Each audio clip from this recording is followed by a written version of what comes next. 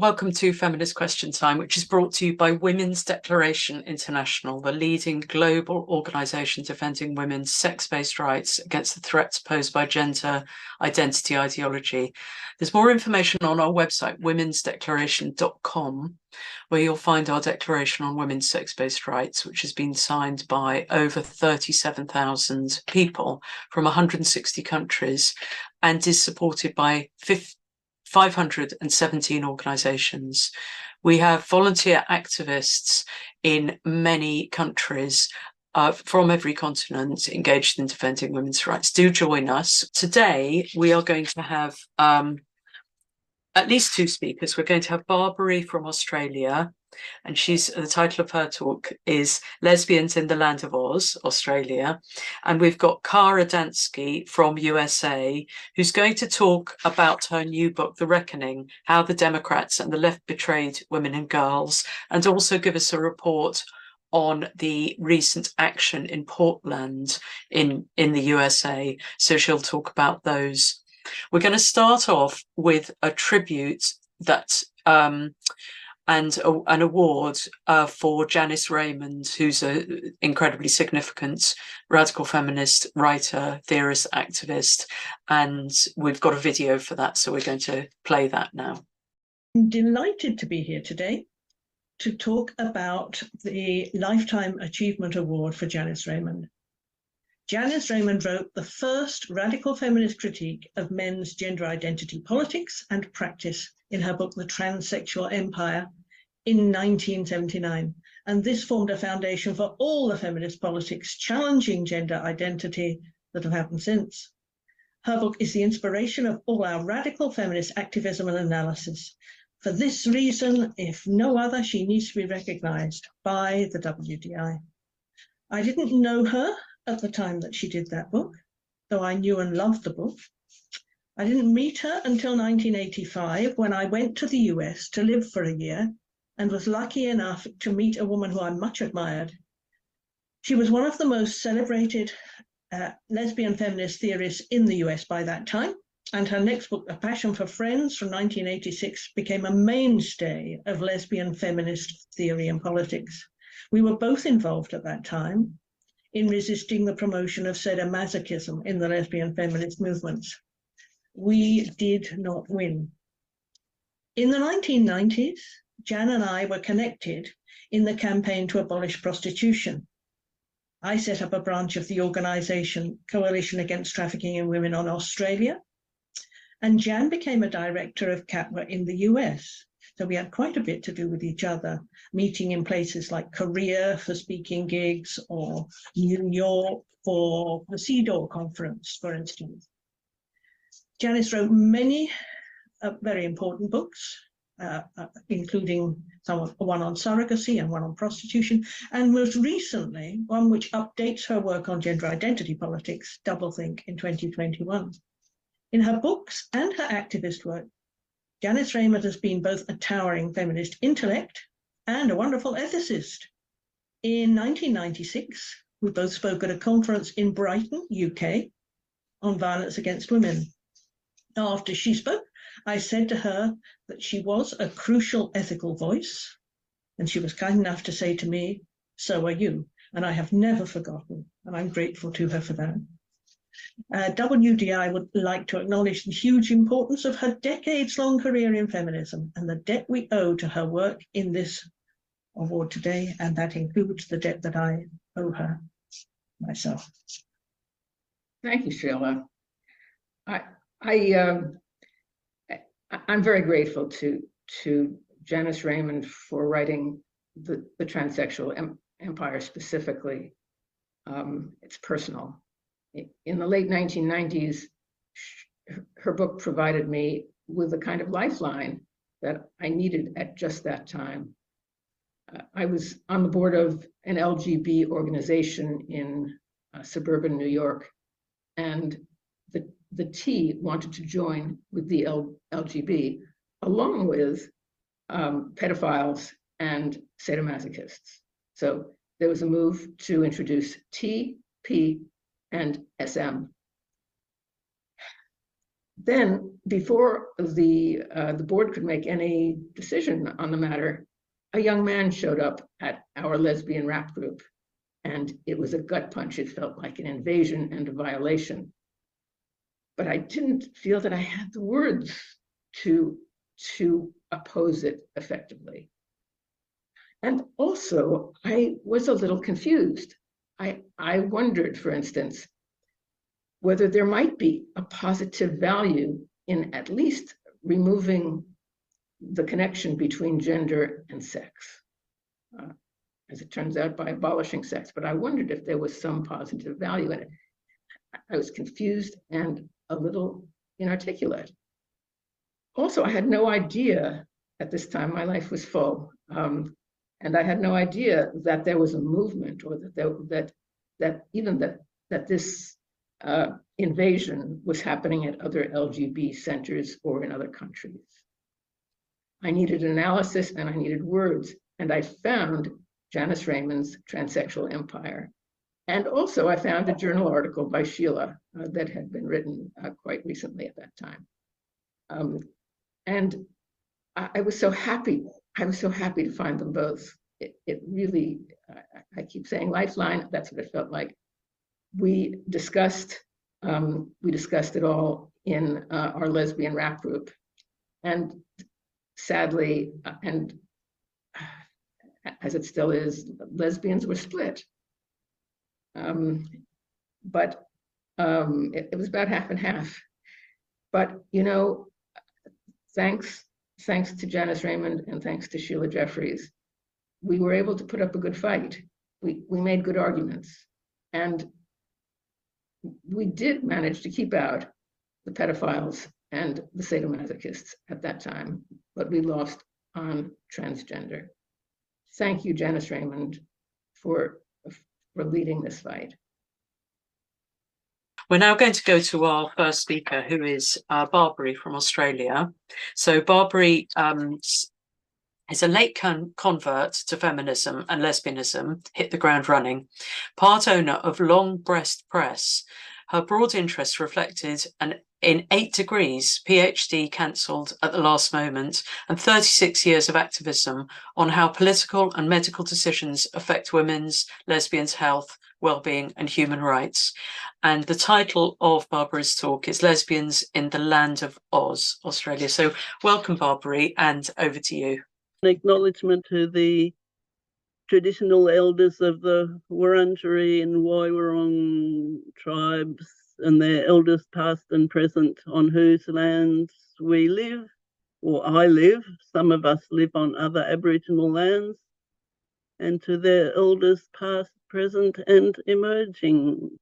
And I'd like to also pay tribute to our lesbian feminist elders who have been fighting the good fight and whose baton Cole has picked up.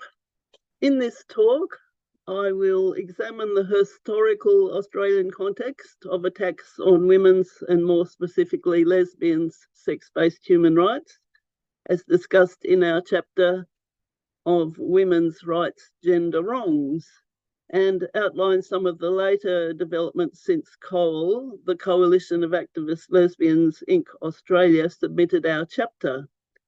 We called it Exclusion by Inclusion, Circuses, Sappho and Strange Bedfellows in Oz. Oz is our pet name for Australia, but on reflection, reference to the role of the wizard in the Wizard of Oz movie seems appropriate.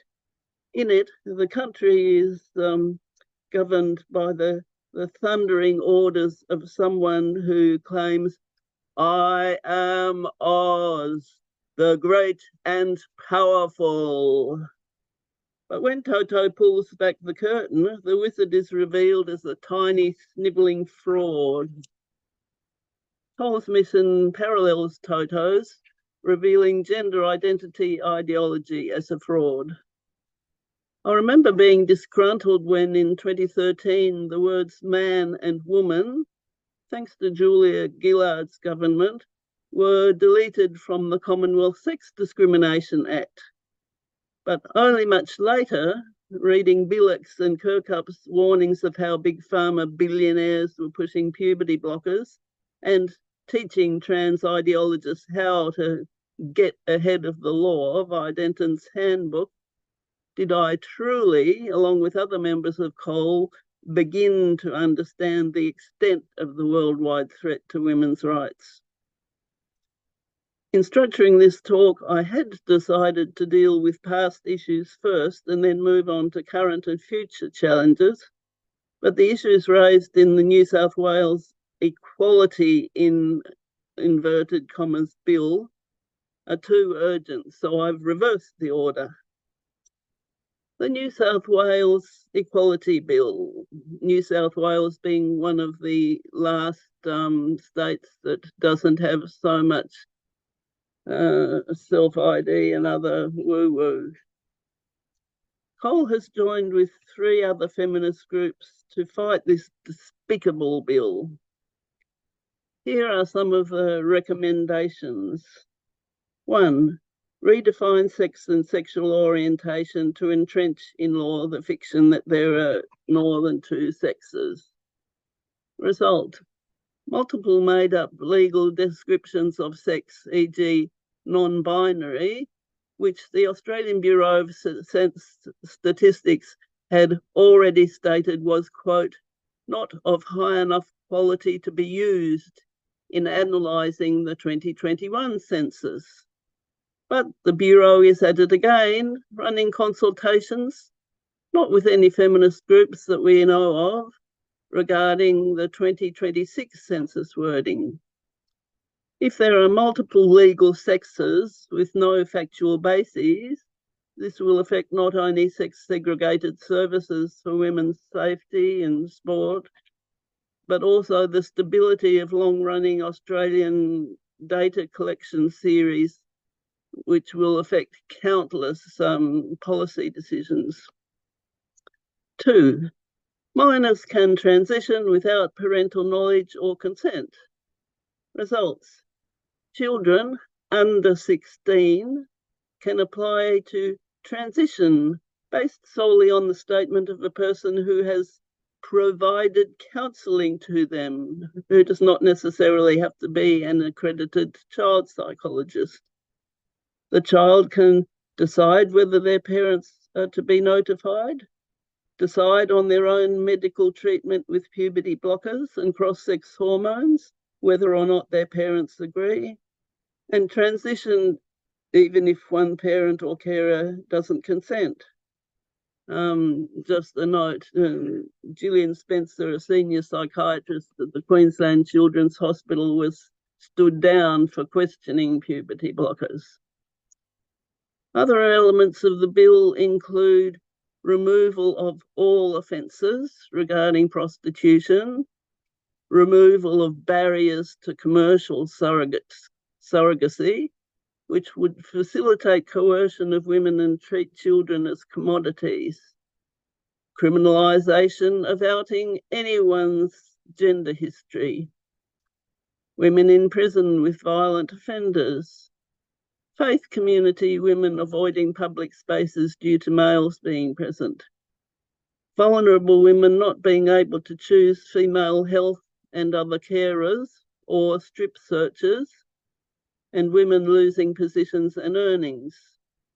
We need to ask, who benefits from this? The New South Wales Minns government must be reminded that their proposed gender-affirming legislation is not progressive.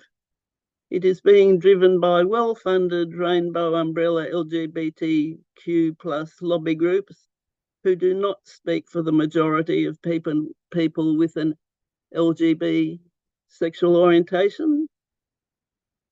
They speak for a TQ+ men's rights movement that seeks to impose their own rights over those of women, lesbians, and others.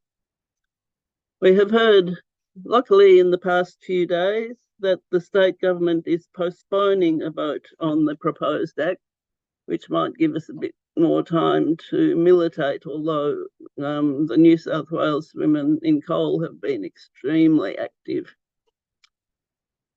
Next issue, the Australian Human Rights Commission, AHRC, and the Lesbian Action Group. Some core members are also members of the newly formed grassroots lesbian organisation, Lesbian Action Group, or LAG. LAG recently applied to the Victorian Pride Centre to hold a lesbians-born female-only event to celebrate International Lesbian Day, which was rejected. So LAG applied to the AHRC for an exemption to the Commonwealth Sex Discrimination Act to allow them to meet. This application was also rejected by the Australian Human Rights Commission.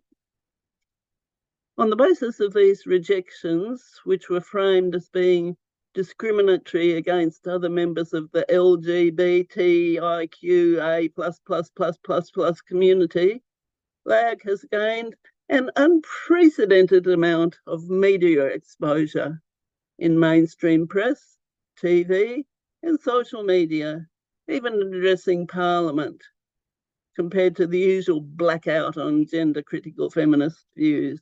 There is LAG demonstrating outside the Pride Centre. LAG has decided to appeal the Commission's decision.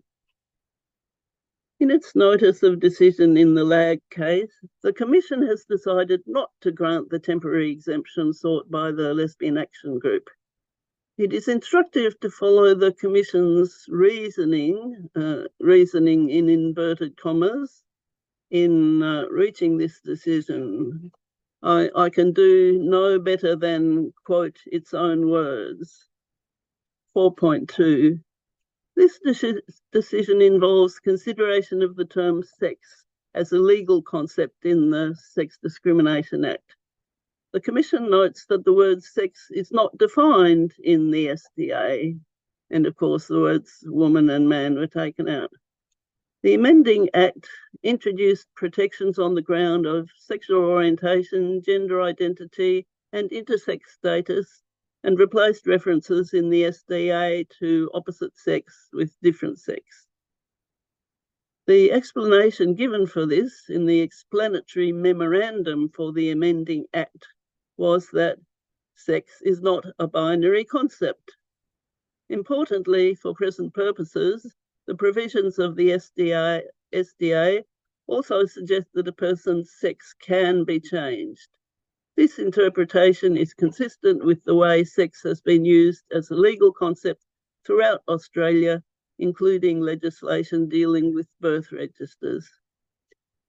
That might be so, but Cole argues that this does not accord with scientific or biological reality, meaning that the SDA, as amended from 2013 onwards, has not been fit for purpose nor fulfilled its brief of protecting women as a sex-based class. In the summary of the AHRC's decision on the exemption application, the Commission acknowledges that lesbians in Australia have faced significant structural and entrenched discrimination, both historically and in the present day. The Commission agrees that it is important and beneficial for lesbians to gather as a community to celebrate their culture and discuss issues of special relevance to their community. So far, so good.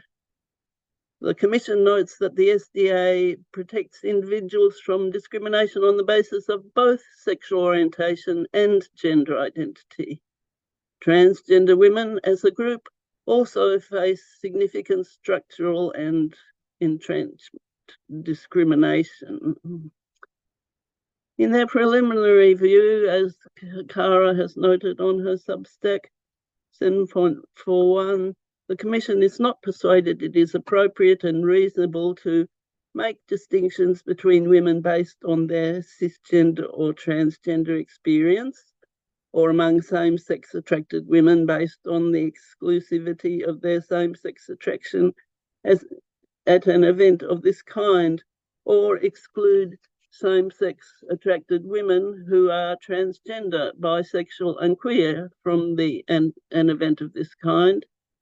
And 7.42, the Commission notes that the grant of this exemption may lead to the further exclusion of and discrimination against same-sex attracted transgender women. Transgender women are a group who have and continue to experience discrimination, harassment, and social exclusion. Same-sex attracted transgender women? Oh, you mean men?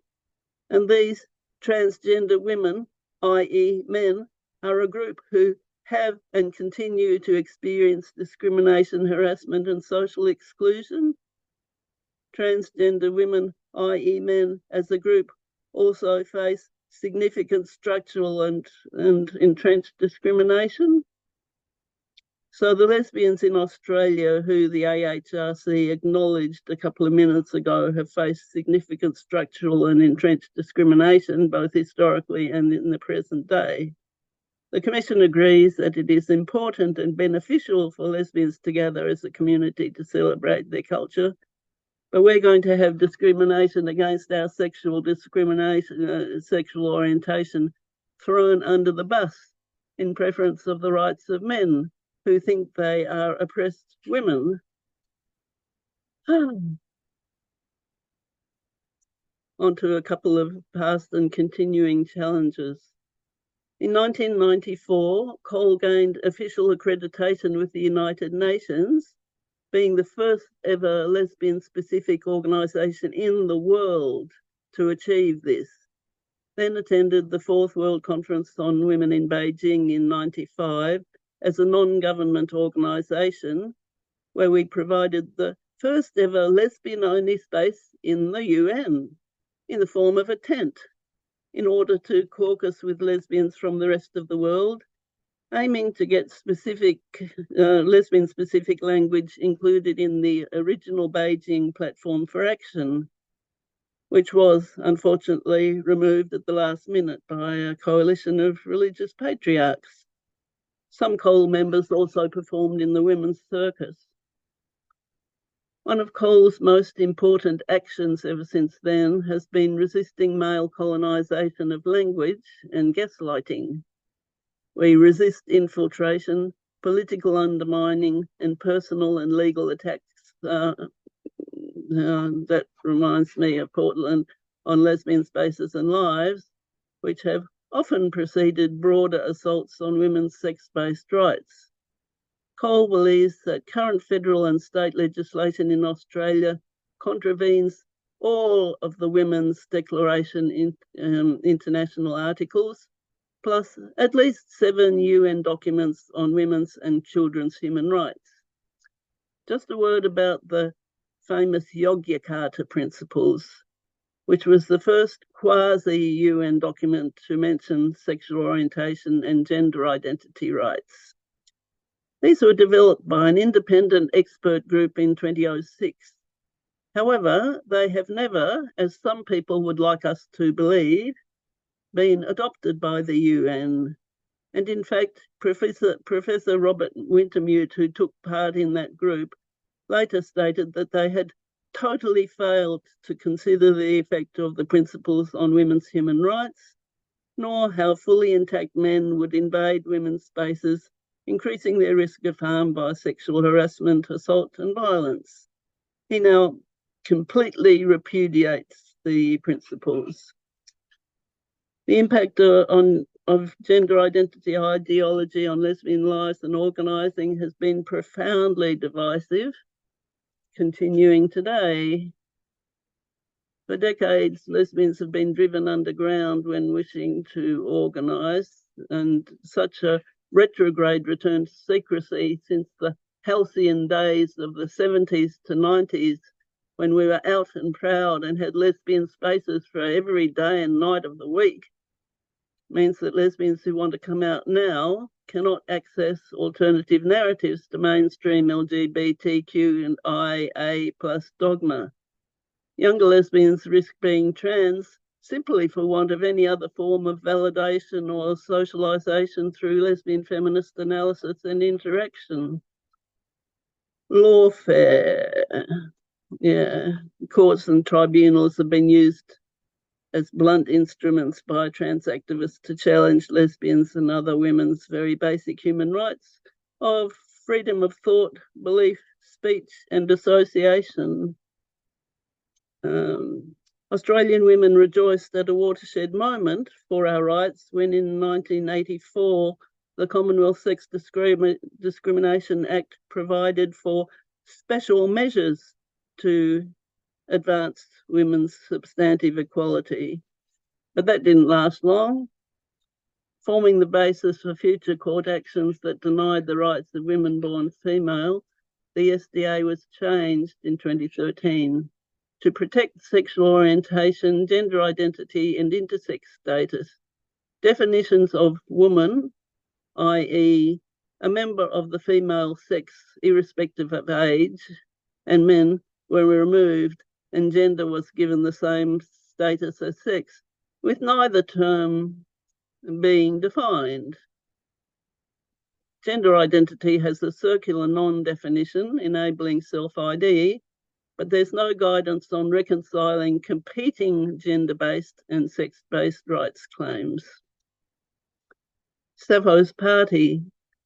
Continuing our 15-year tradition of national lesbian gatherings, in 2006, Sappho's Party held a private lesbians-born female-only reunion. A trans-identified male, Tim, learning of this, complained to the South Australian Equal Opportunity Commission. In the case hearing, he gave evidence of having no intention to attend if invited. So his only motivation seemed to be to stop us gathering. He wanted the tribunal to deny lesbians our freedom of association. Sappho's Party won the case, but had to raise $10,000 for legal costs, not in a time of crowdfunding. Since that time, lesbian organisations have been unable to advertise events publicly if we wish to keep them lesbian only. July 2021 saw the Tasmanian Anti-Discrimination Commissioner Sarah Bolt deny Jessica Hoyle of LGBT Alliance Tasmania an exemption to exclude biological men from lesbian events. The Commissioner made the ludicrous suggestion that Hoyle might want to check inside attendees' underpants to see if they were really female. At the time of Cole writing its chapter, Hoyle was considering her extremely expensive legal options for an appeal. And then there was Roxanne Tickle, who took Sal Grover to the Human Rights Commission for excluding biological males from her free women's and lesbians networking app Giggle in order to prevent death threats and toxic male behaviour. Seems very logical to me. Tickle demanded that Giggle management undergo education on sex and gender identity, and that all transgender people have full access to Giggle. But as Grover argued, I am educated on sex and gender. I just don't agree with their ideology. I'm never going to agree. It renders my company useless and takes away my own human rights of freedom of speech and association. Tickle initially decided to pursue the matter in federal court, then discontinued, and then decided to pursue it again.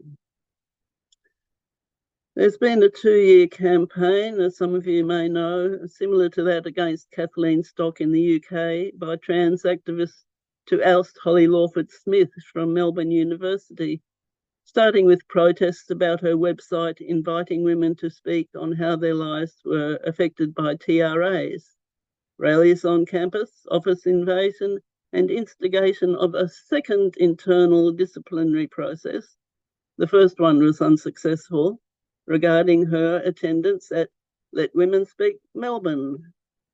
Her students too have faced stickers saying anyone who takes feminism is a fascist. And 100 pages of her social media were examined by the disciplinary panel, after which the case was dismissed. The female university provost says that it has a resolute commitment to academic freedom, including expression of gender-critical views. Holly disagrees. She was forbidden to speak about her disciplinary process and has now lodged a legal WorkSafe complaint against the university for providing an unsafe workplace. In a direct parallel with Stonewall in the UK, ACON, the AIDS Council of New South Wales, administers the Australian Workplace Equality Index, which is a Ponzi scheme or something, charging megabucks to train corporates on how to be inclusive of their LGBT plus employees. They follow the Denton's Handbook to the letter, acting much like a cult, where you are either a shining example climbing the ladder of the Australian Workplace Equality Index, or you are shunned and demonised. Sadly, our national broadcaster, the ABC, is well captured by this ideology. We have a strange contradiction regarding our mass media. Sometimes they've been shown allegedly to report direct lies, such as when a televised episode of the ABC's Australian Story on 24th May 2021 showed Michelle Telfer, director of the Melbourne Gender Clinic at the Royal Children's Hospital, telling an 11-year-old client that if he stopped using puberty blockers after a year or two, his body would go, quote, back to how it would have been. But on another occasion, it was shocking to hear that Redux had been ordered by the E-Safety Commissioner, no less, to delete a factual story about a biological male topping the goal scoring in female soccer in Oz, because it might be, quote, illegal to report the facts of the case, unquote. But how can democracy function when government and government appointees dictate what is or is not to be published? The AHRC has got itself into hot water with threatened de-accreditation with A status in the Human Rights Committee due to the previous government's appointment of mates to Human Rights Commissioner positions. Interestingly, the Australian Human Rights Commission regained its A status, the UN Human Rights Committee, just before it refused LAG's exemption to meet. In conclusion, in Oz, the state is enforcing belief in gender ideology on the population with legal, professional and personal consequences for all, including lesbians, who refuse to believe. We'll now go to our next speaker, who is Cara Dansky. So Cara Dansky is a lawyer, feminist, public speaker, and author of The Abolition of Sex, How the Transgender Agenda Harms Women and Girls. She serves as the president of the US chapter of Women's Declaration International, and previously served on the board of Women's Liberation Front, WOLF. She started her law and policy career as a public defender and went on to serve as, among other things, executive director of the Stanford Criminal Justice Center, senior counsel at the ACLU Center for Justice, and general counsel at the District of Columbia Sentencing Commission.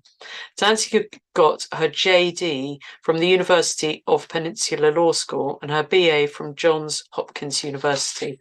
And the title of Cara's talk today, what she's going to tell us about, is her new book, just published in the last couple of weeks, The Reckoning, How the Democrats and the Left Betrayed Women and Girls. So thank you so much, Cara, and over to you. This is the cover of my new book, The Reckoning, How the Democrats and the Left Betrayed Women and Girls. So the book starts with a preface, which is a note to American Democratic women, and I'll read a little bit of that here today. And then it proceeds in 5 parts. The first part establishes the need for a reckoning. Part 2 is the victims. Part 3 is the perpetrators. Part 4 is the resistance. And then the afterword is a cautionary tale and a policy prescription for Democratic Party leadership. So this is the preface, a note to American Democratic women. American Democratic women, can we have a word, please? I grew up in a small town in southeastern Ohio called Athens, home to Ohio University. The town has a population of about 10,000, which roughly triples when the university is in session. Athens tends to run Democratic. Every presidential election, Athens County shows up as bright blue in a sea of red, though of course some political conservatives live there. There's a shop in Athens called Artifacts Gallery.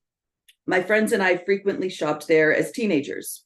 It sells fun knickknacks, funky earrings, and cool t-shirts. Its current owner is a woman named Amy Mangano. One day in 2022, Mangano decorated the shop front with a bunch of posters carrying messages that were all very pro-woman, pro-gay, and pro-free speech. In response, the community largely turned on her, calling for boycotts and protests. These calls were not coming from conservatives. They were coming from university students and progressives. Why? Why on earth would a bunch of university students and political progressives target a female small business owner who was spreading messages that were unambiguously pro-woman, pro-gay, and pro-free speech, traditionally progressive causes? The best way to explain it is that the Democratic Party, the left-leaning media, and the entire leftist political and cultural establishment have all betrayed and abandoned women and girls at the altar of, quote, gender identity, or, quote, trans. By the entire leftist political and cultural establishment, I include traditionally progressive organizations like the American Civil Liberties Union, or ACLU, where I once worked, and celebrities like Jamie Lee Curtis and Charlize Theron, who constantly go on about their, quote, transgender children.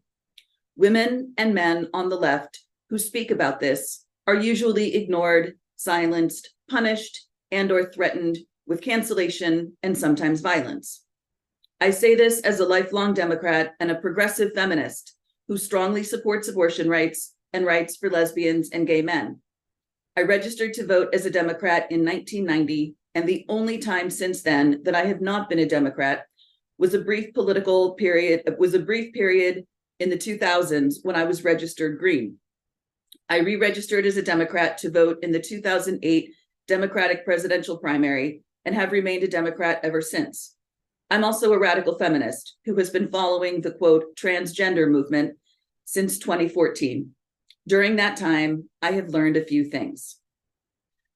When I say that Democrats have betrayed women and girls, I mean that Democrats in power, along with the cultural left, have allowed men and boys to compete on sports teams intended for women and girls, taking honors and awards that belong to women and girls, permitted convicted male felons to be housed in women's prisons with vulnerable women, and encouraged policies that permit men to invade women's intimate spaces like bathrooms, locker rooms, changing rooms, and spas. This all falls disproportionately on Black women and lesbians, both traditionally reliable Democratic voting blocs. They have promoted laws and policies that permit a corrupt medical establishment to feed puberty-blocking hormones, opposite-sex hormones, and surgeries to children and young people, causing sterility, illness, and other harms, including permanent loss of sexual and reproductive function. The deeply unfortunate truth is that the Democratic politicians, including many women, and the mainstream organized progressive movement, including historically feminist organizations, have entirely abandoned us and our society's children to the, quote, transgender lobby and the for-profit, quote, trans medical establishment. With some notable exceptions, the mainstream media has largely covered this up, which is why many of us don't understand it is happening. A lot of American Democratic women are concerned about these issues, but are uncomfortable talking about them because all opposition to, quote, trans seems to be coming from conservatives. That is understandable, but it's not true. I hear from rank and file Democrats, including progressives and feminists, every day, who say they are fed up with party leadership because of what they are doing on this issue. American liberal and progressive women and the men who care about them have every reason and right to be concerned about this issue and to talk about it with our voices and, if necessary, with our votes.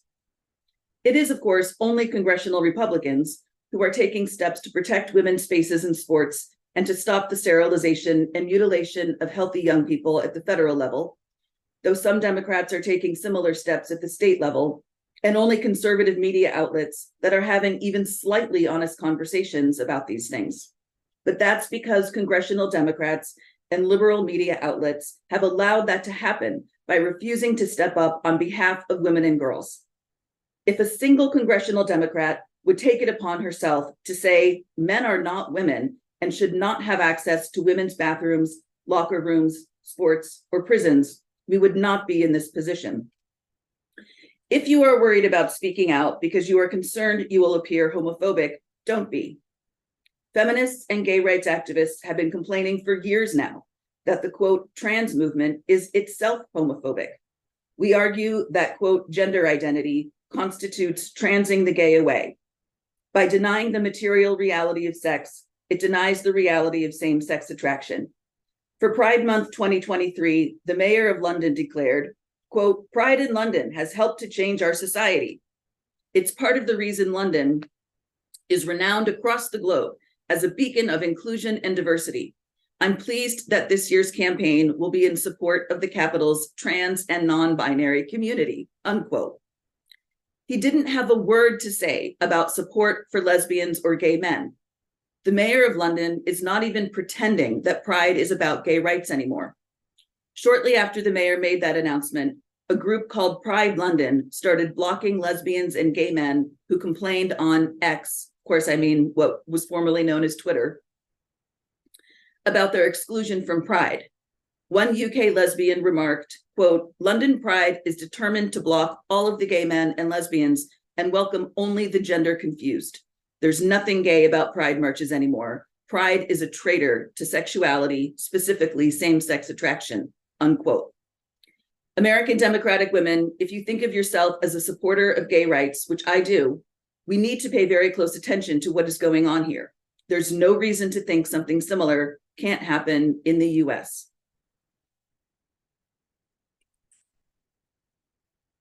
Okay, so then I tell a story about a lesbian woman named Julia Beck, who earned a spot on something called the LGBTQ Commission in Baltimore. She complained about people who were referring to Karen White, of course, a man who was housed in a women's prison in the UK. And she said she refused to refer to Karen White as she. And eventually they kicked her off the commission. Quote, gender identity also disproportionately harms Black women, one of the Democrats' largest voting blocs, and in many ways uniquely. For example, it ignores the increased risks of violence that Black women face throughout society, denigrates Black women into harmful stereotypes of what it means to be a woman, and erases language that Black women use to describe their experiences of living in a society that is both profoundly sexist and racist. And later in the chapter on the victims, I have an entire section on Black women, how Black women are uniquely affected by this, and extensively quote the statement written by the WDI USA Black Women's Caucus, as well as a statement from Dr. Suzanne Vierling, who is here in the chat today. I'm going to skip ahead. I talk about 2 US women who have effectively been canceled in US academia. I introduce the concept of transwashing. The establishment left will tell you that, quote, trans people have always existed throughout history, and that there has been a, quote, decades-long movement to protect trans rights. Neither assertion is true, but it is a phenomenon that has come to be known as transwashing, that is, historical revisionism to paint historical figures and or organizations as, quote, trans, when the individuals were more than likely lesbian or gay, and the organizations were more than likely gay rights groups. For example, a play premiered at Shakespeare's Globe Theatre in 2022 called I, Joan, in which a Joan of Arc character is portrayed as, quote, trans and non-binary. In one line, she says, I'm not a girl. I do not fit that word. But Joan of Arc was certainly female, and there is evidence that she was likely a lesbian. The playwright is a woman named Charlie Josephine, who refers to herself as, quote, transgender, queer, and non-binary.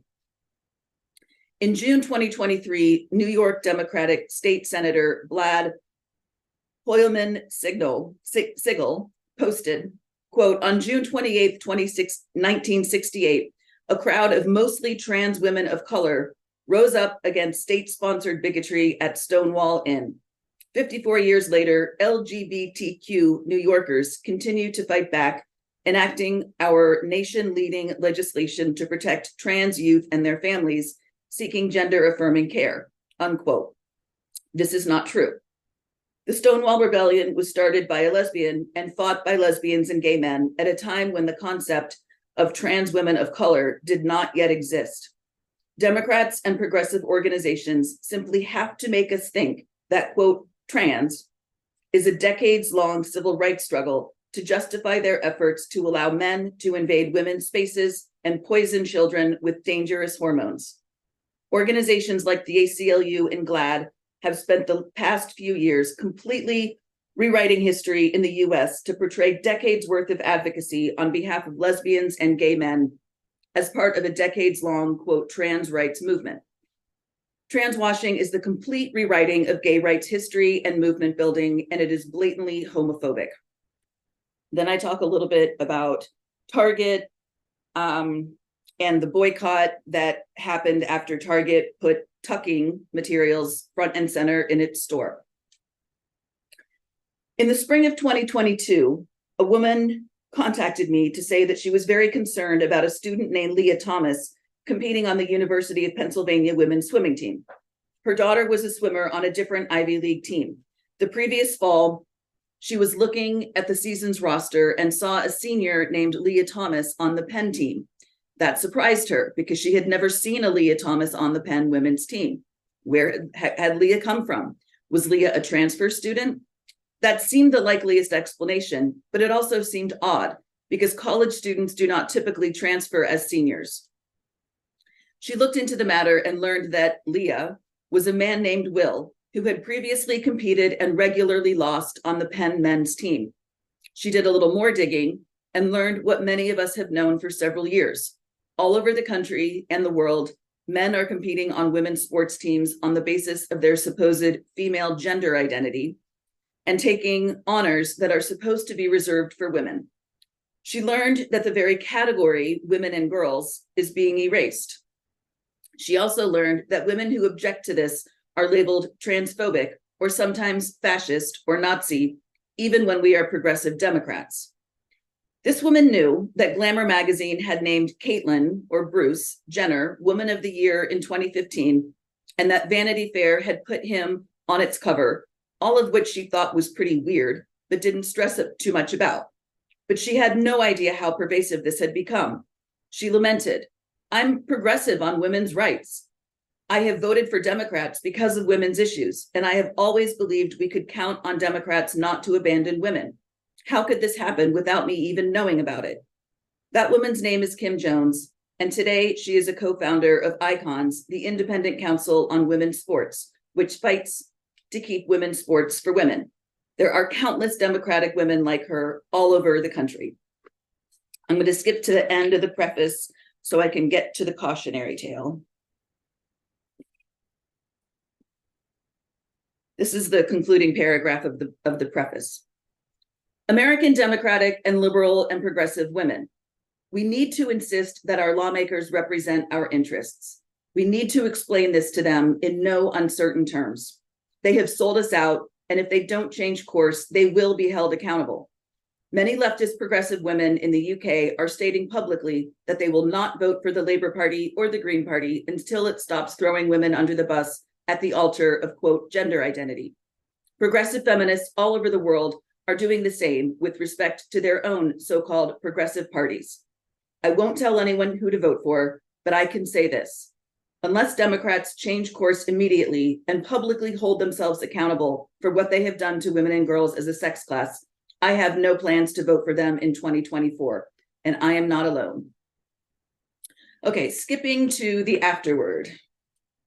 A cautionary tale and a policy prescription for Democratic Party leadership.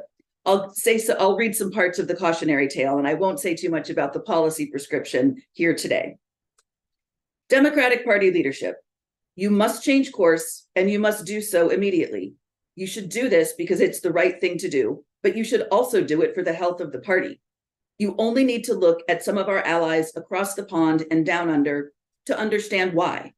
Women all over the world are rejecting their left of center parties for refusing to represent our interests and for sacrificing women and children at the altar of, quote, gender identity. Google Nicola Sturgeon gender recognition if you want to understand what happens to politicians who ignore a bunch of angry Scottish feminists.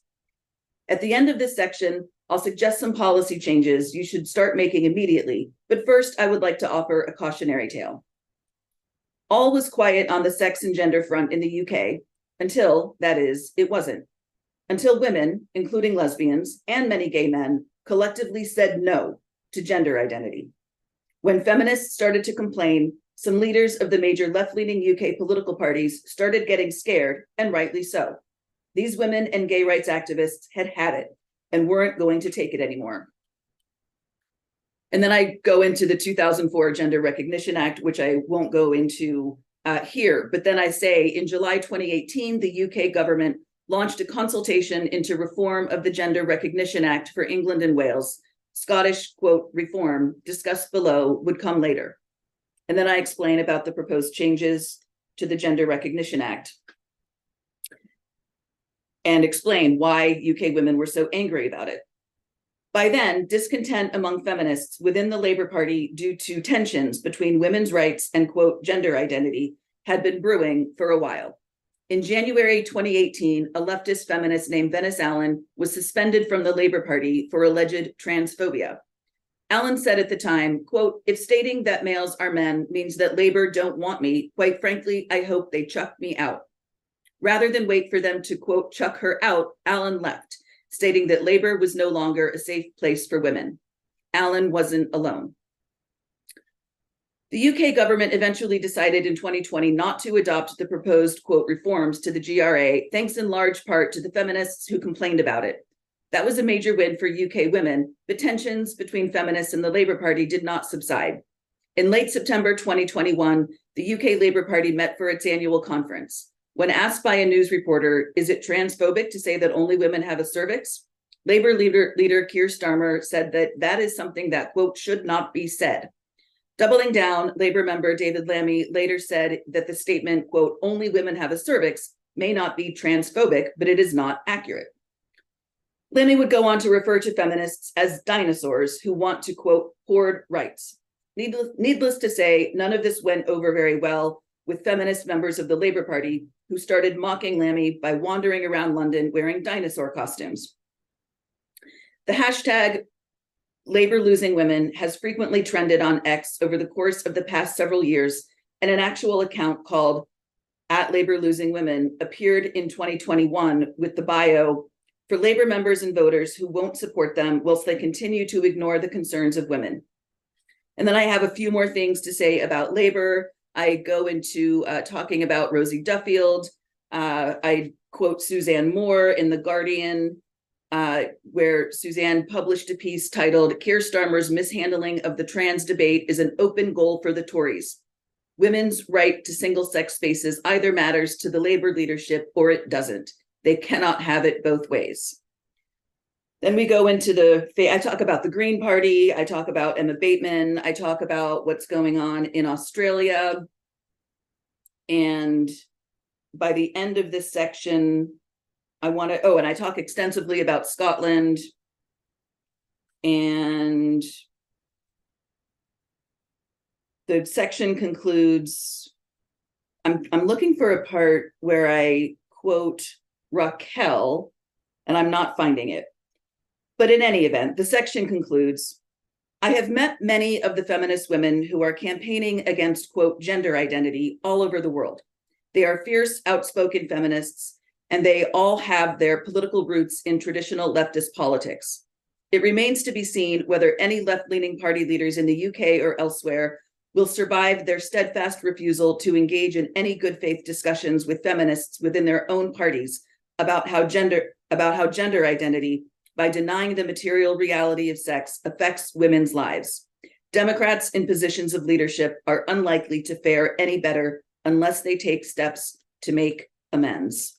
And then the very final paragraph of the book says this: Democrats in power, you have done wrong by American women and girls, and you know it.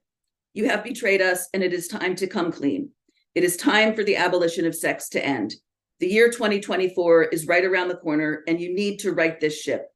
In August 2023, the Republican National Committee adopted a resolution to, quote, protect children from unsafe sex trait modification and experimentation. Their resolution states that sex trait modification procedures, including puberty blockers, wrong sex hormones, and, quote, gender-affirming surgeries, are permanent, risky, and experimental with potential harms, including infertility, low bone density, and heart disease. The stated aim of its sponsor is to incorporate this resolution into the 2024 Republican Party platform. You have allowed the Republican Party to become the party of sanity and child safeguarding. You have allowed the Republican Party to become the party of protecting women. You have lost the trust of millions of rank and file Democrats. To regain trust among Democratic voters of both sexes, you need to hold yourself accountable and publicly concede defeat on this issue. 2024 depends on it. Good luck. Have you had much response so far from any sort of mainstream media or people inviting you on to discuss it? So I'm working with the publicist within the publishing company, and we're talking behind the scenes about who will want to talk about it. I have a few interviews scheduled coming up and a few that we're just waiting to schedule.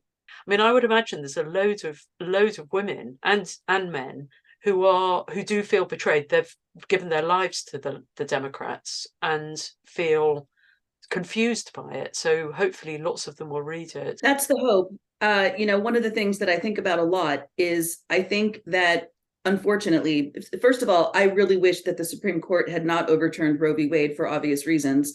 WIDI's USA's position on abortion is not unclear at all. We unconditionally support abortion rights.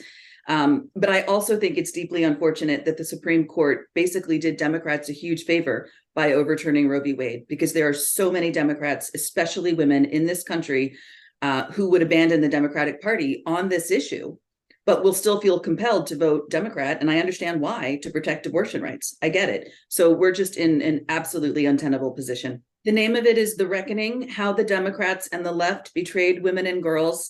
As of now, it's only on Amazon. I understand that's very controversial. A lot of people don't like Amazon. That was the decision of the publisher to put it on Amazon. So please go to Amazon, The Reckoning: How the Democrats and the Left Betrayed Women and Girls. And if you are able to read it, please leave a review. I welcome criticism, especially if you want to leave a positive review, but negative reviews are welcome too. Constructive criticism is very welcome.